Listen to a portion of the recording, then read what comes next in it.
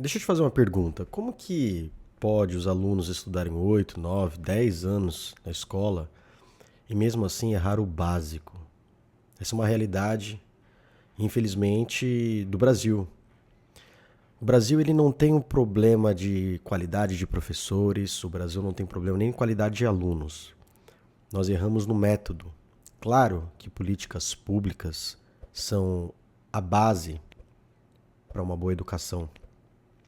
Porém, existe um erro de conceito, existe um erro fundamental no próprio processo de aprendizagem. Aqui no Brasil, nós corremos com conteúdo, deixamos algumas lacunas e o sistema ajuda para que isso se consolide de uma maneira negativa na vida do aluno. Errar algo básico aqui se tornou normal. Se tornou normal. Passar de ano significa aprender. Significa aprender passar de ano aqui no Brasil. Só que a gente sabe como funciona o passar de ano. Os professores não têm qualidade, não têm método, o sistema não ajuda, os alunos são preguiçosos. Na verdade, nós fomos ensinados de uma maneira um pouco equivocada a ensinar.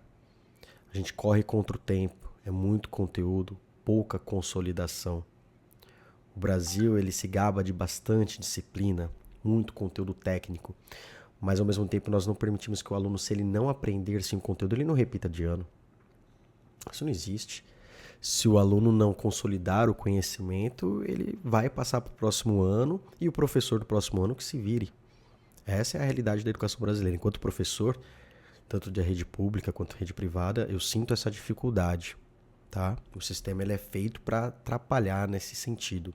Enquanto diretor, eu vejo os professores perdidos, querendo fazer o seu trabalho, perdidos com o método dentro desse sistema que não ajuda, né?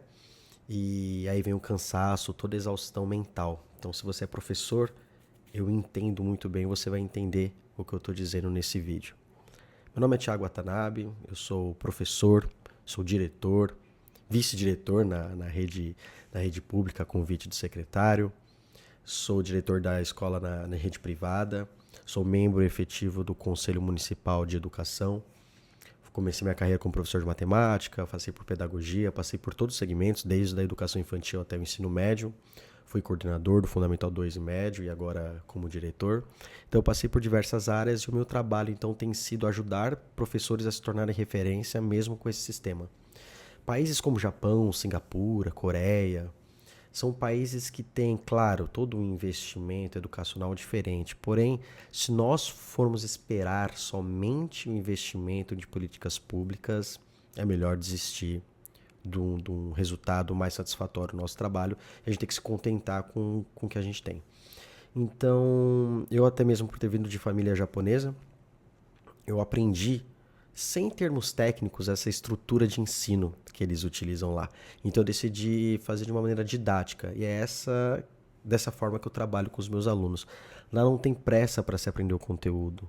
Aqui a gente parece que está construindo prédios em cima de areia. Lá, enquanto o aluno não domina, ele não passa. E para isso, existe todo um processo de repetição inteligente, que a gente chama aqui que é decorar, na verdade, né? Mas não é. Existe a repetição inteligente, existe o feedback imediato, existe o loop self-correction, existem várias estruturas, várias técnicas que eles utilizam para que seus alunos consolidem. Só que aqui no Brasil, infelizmente, isso ficou com um olhar um pouco assim, é um método tradicional. Só que qualquer outra proposta que esteja acontecendo, por conta de um sistema praticamente falido, não tem trazido grandes resultados. Tá? Não é isso que eu enxergo nos meus colegas de trabalho, porque é muito conteúdo, a BNCC veio, ela mostra o que ela quer que o aluno saiba, mas ela não mostra como. E aí então, a partir da BNCC, cada prefeitura, cada rede vem desenvolvendo o seu próprio currículo, ou não, ou copiando o currículo do Estado, mas mesmo assim trazendo, o aluno precisa adquirir e desenvolver essas habilidades. Como você vai fazer? Você vai desenvolver o seu método. Só que assim, se o aluno não aprender, ele vai passar de ano.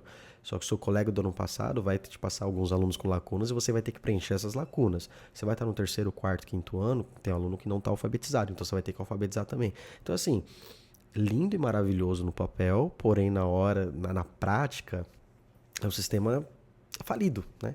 Não ajuda. Então, como que o professor não fica doente numa situação dessa? Principalmente aquele professor que se preocupa. aquele professor que quer mudar aquela realidade, seja numa comunidade, num bairro periférico, numa comunidade escolar central, independente. E assim, nós temos a crença de que quanto mais recursos a escola tem, melhor é a aprendizagem. Algumas coisas acontecem aí que provam o contrário. Alguns locais de ensino no Brasil, algumas regiões que teoricamente são regiões menos favorecidas, têm bons índices educacionais. Então, qual que é o denominador comum? Tem escolas que têm grandes recursos. Nós estamos na era da educação, da tecnologia. Por que que o índice não só aumenta? Pelo contrário, parece que só cai, né? Não é diretamente proporcional. Então, recurso tecnológico não garante desenvolvimento de aprendizagem, até porque me parece que as gerações anteriores têm mais capacidade cognitiva do que as atuais. Vou falar que é o ensino? Não sei, né? Mas um método que pode salvar o professor dessa situação desagradável, né? Que é a educação no Brasil. Nós amamos o que nós fazemos, nós temos isso como missão.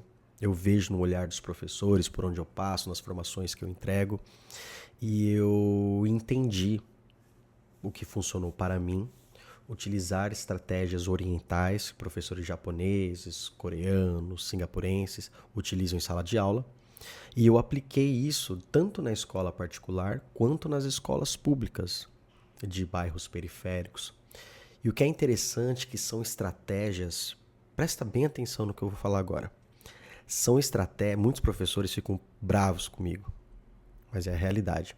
São estratégias que não requerem recursos tecnológicos, grandes recursos pedagógicos, e ao mesmo tempo são estratégias que funcionam e começam a deixar a classe social da criança de lado, porque quanto mais desfavorecida é a criança, a gente tende a atrelar aquilo com menor capacidade de desenvolvimento de aprendizagem, né? Na verdade, não. São estratégias que eu consigo utilizar em sala de aula que os resultados são tão bons quanto. Claro que as realidades, problemas familiares, tudo aquilo que envolve, nós temos em todas as classes sociais. Eu estou dizendo aqui de maneira prática no desenvolvimento da aprendizagem do aluno, enquanto o professor pode fazer como protagonista em sala de aula. Tá? Aqui eu estou esquecendo, não estou colocando o professor como psicólogo, neuropsicopedagogo, professor de reforço, estou falando o professor protagonista na sua sala de aula. E com isso os resultados foram aparecendo e eu comecei então a ser perguntado como que eu estava fazendo e comecei a dar formação para os professores. Mas então, o grande problema no Brasil, eu tenho que pegar, claro, eu posso falar que são políticas públicas, legal, mas não me ajuda em nada.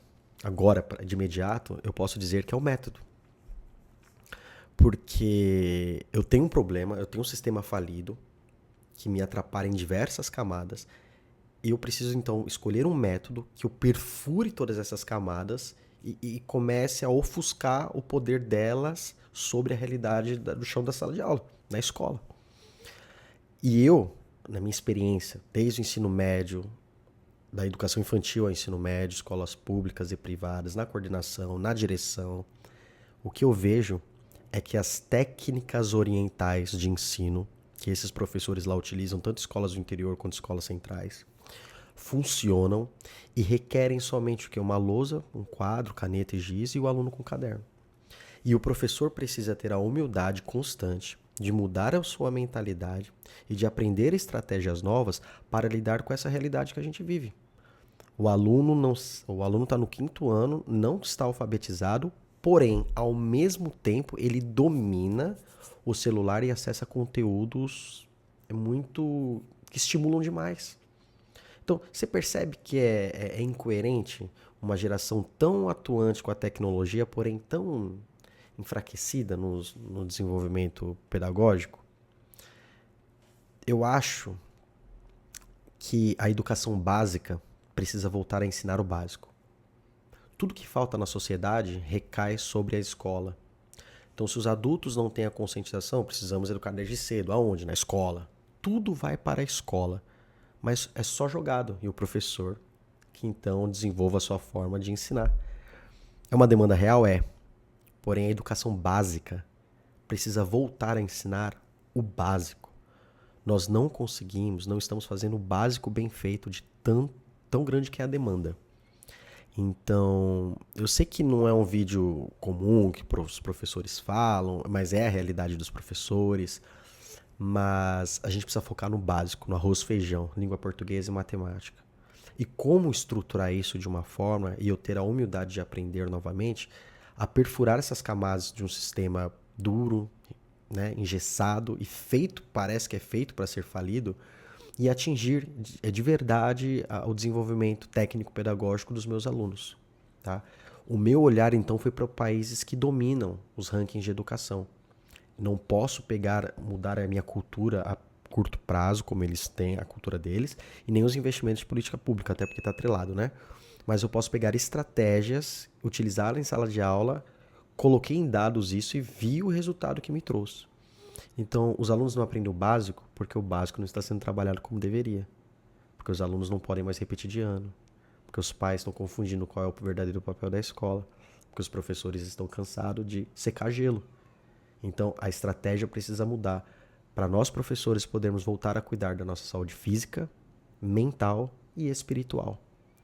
Nós trabalhamos de segunda a sexta. Vai ter professor de sábado e domingo o dia inteiro. Não, é de segunda a sexta. Precisamos voltar a ser protagonistas da nossa vida. Mesmo com essa demanda, Thiago, mesmo com essa demanda.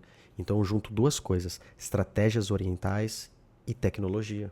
As IAs estão aí para nos salvar. Então, as minhas mentorias, minhas formações permeiam esses assuntos, tá? Esse é só um primeiro vídeo aqui do canal, que eu gostaria de passar a minha mensagem para vocês, um olhar, e que isso tenha despertado de alguma forma uma identificação. Se esse vídeo chegou até você, espero que você compartilhe, curta, se inscreva aqui no canal e deixe um comentário sobre o que você acha, uma experiência sua, se você mudou a sua estratégia, se você teve que aprender alguma coisa nova para lidar com as situações em sala de aula.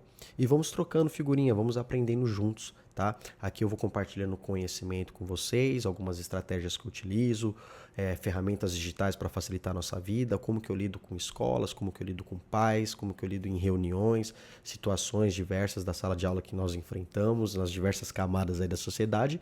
E espero que esse seja um canal onde você encontre, então, uma esperança nesse trabalho, que é uma missão, tenho que é uma missão espiritual, que é ser professor, tá?